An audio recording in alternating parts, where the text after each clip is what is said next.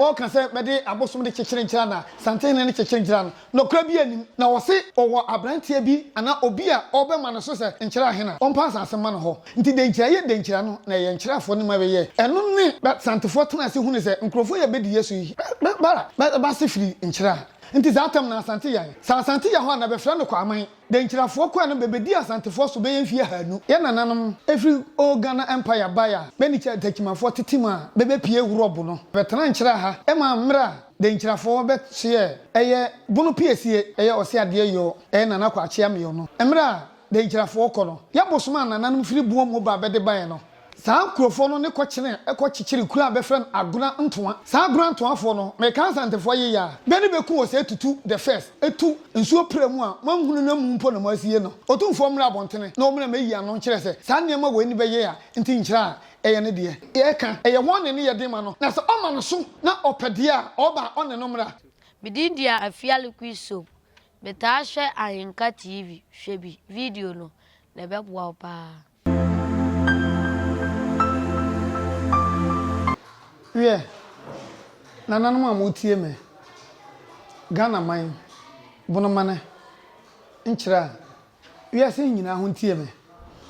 nana ya wo kasa yi na asam ne me wo ho asam ka e ba afo asabre Otumfuo sumankwa ene me to nkra ya ma no Otumfuo sumankwa ba afo asabre na no metese oka e kire se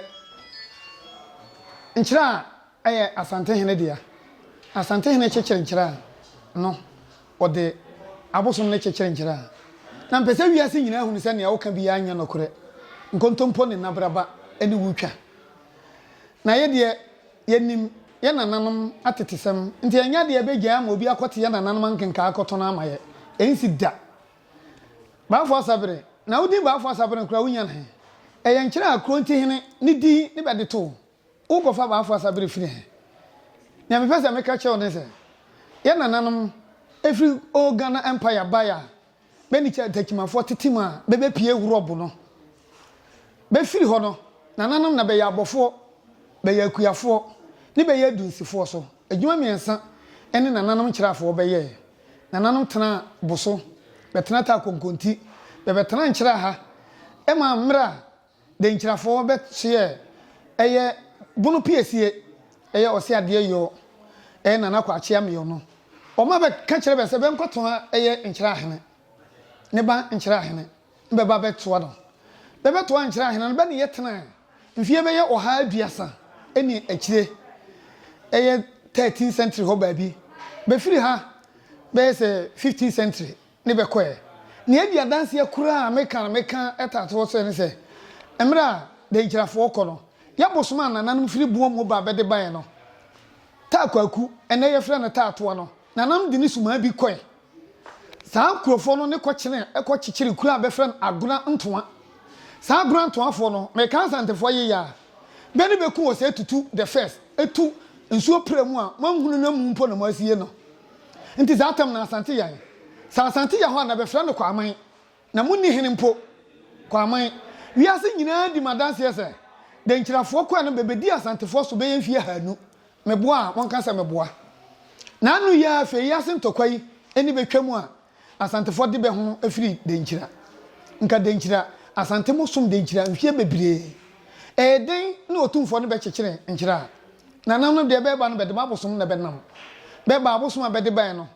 ebi ne ta kwaku a ne ya to ne di ta to a me bodi no na nanom e de bosom bi ti se abuabuduro bae be de boten kwame e ban Nkyeraa nokore se obubodi no na ne me pesa me ka che on se Nkyeraa fi bubu na obi a no e wo bosom a na nanom be de kyekere o de mami fa mfiri kuro no finfini tatoa Nkyeraa Krontihene dum fagye abo ne bosom no okwa akwamhene e wo ta akwasi ta kofi e wo ne fie eno ne be de ya agina ya e ye bosom a ta kofi e ya ho me kwa ba meka ta akwabana ho asem uba fofi ase a ye wo ta fofi ho ukokwasi ase a ye wo ta akwasi ho ukopampa so a ye wo bosom a ye frɛ no boten kwabana boten kwame oya ho uba prema so a de shibutuam a be wo ta akwadwo e ya ho ta akwabana e ye Nkyeraa Hene bosom a Nkyeraa Hene tabiri kwaku waso apen ene wode ma ne ma che ya asefo a besoa ene ho asa ne me pesa meka ukọ nkyera ankobia fie a be wo babosoma a be fira Asante ba no tuma be nananom de ba ya be fira no afie nkam oya fie ho sesi a kọ nkyera ansa ne yahini fie kokohwe babosom eye ho agemoje anso eye ho on agemoje eye ankobia hene de ena afie nkam eye nsane ehene bosom sabe ya nananom ankobiafo bede ba afei bamufo eba no bede abuabuduro ene ba nanu ya yenuanom a befiri eye takima akurofo mu beba ye sabe binum kotwam kotena nsu agya kabrema hoyi beba bede bosom brafo kwasi kukuro agya kwasi uboni dia na obo mu ase onu so ya ho nti nkyera fi bobo na obia no wobosom a na nanu di gina be de kyekire sabi sa oye nkyera ha na uni bosom e wo fie kura na sabi e asensebe nyame ne me beka ba bi afiri but ba afo asabere ne me ka kyense nkyera man ye de yenim se bosom no o kan se be de abosom de kyekire nkyera na Asantehene ne kyekire nkyera no kura bi anim eya ewura Otumfuo kwakudua ota kan sansem no bi na ono enkyereye ne maame ba ha ayarhwe taatoa ene hwe ne yade ema na duro asabe abawo afre na abawo kra okokonya bi a owoye na ye ka no na aka denkyirafo ye de yensasi yebu eka se denkyira ye nkyira ye ne yede ne ye ne yekokyekye denkyira ye denkyira no ye nkyirafo no ha ne bebetena esua amanmre esua amanne be ko ye nduro ene yede mabe yede gya bekwan mabe koye nti denkyira ye denkyira no na ye nkyirafo ne mabe ye eno ne but santefo tena se hunu se nkrofo ye bedi yesu yi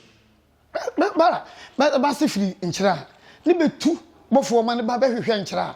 bebisa nkyirafo bebe hunu adwuma ye kire se ye kuafo ye adunsefo ye abofo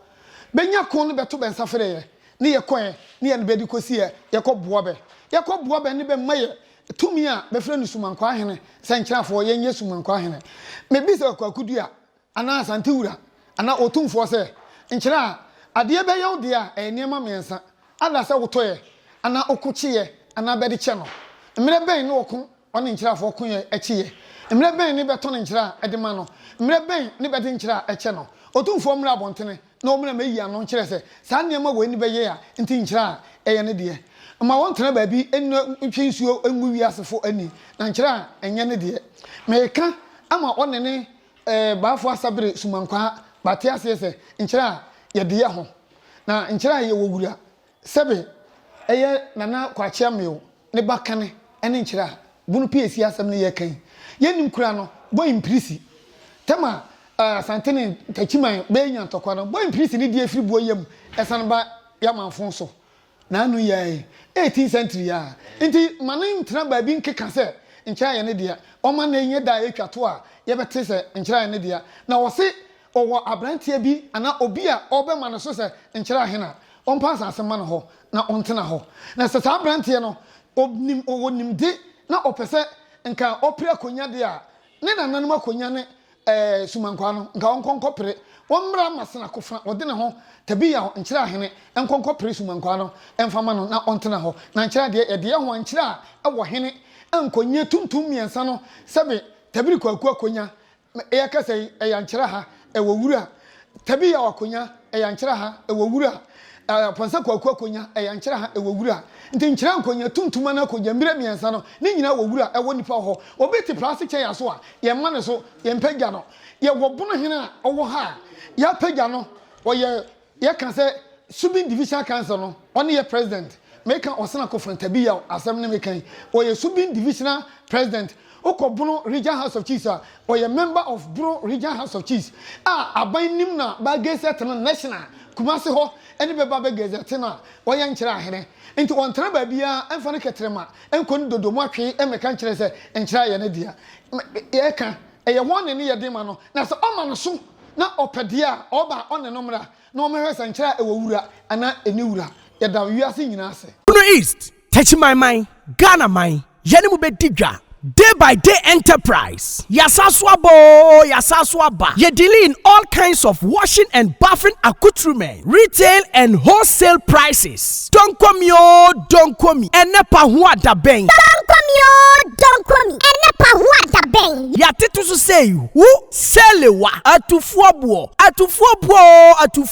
Detergents no ye wano assorto small, medium and a big size. Duffy, Osei, Lavita, Cleansoft, Mada, Boom, So Clean. Detergents no yawa bucket mu de so ho. Biti say Cleansoft, Mada, Oro. Semina no so de abusu say tam. Semina biti say Daybyday so Chris, Della, Obolo Jumbo, Jama, Avel, Pella, Aqualis, Colors, Santex, Cleansoft, Mada, Nora, Kente, Dr. X, Athena, Flash, Oro, Easy, Saba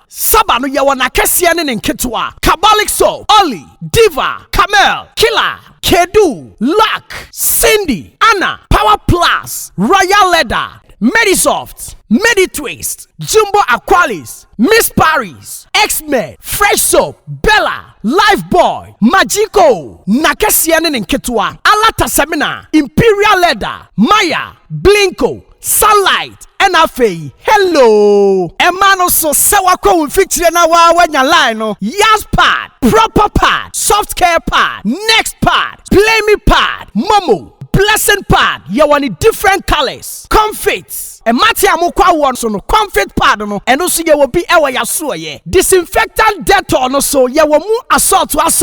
Ye will Mada Dettol, Camel, small, medium and a large original Dettol. And kwala pampers no so de QT, JK, soft care, na kesie ne nketwane na dantemu, sweet baby, pull up, sunny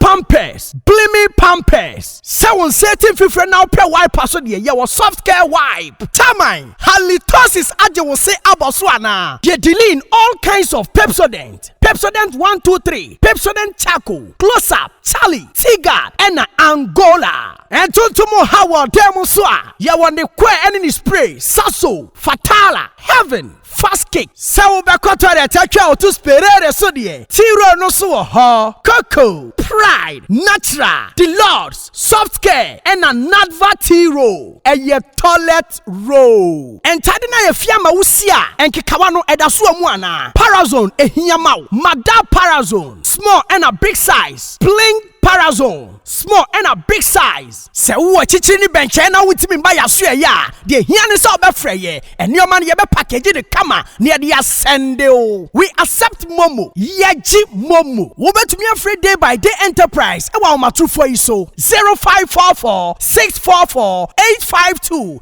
Daybyday Enterprise ana. Ya titu say who ye don't come me. Don't come me.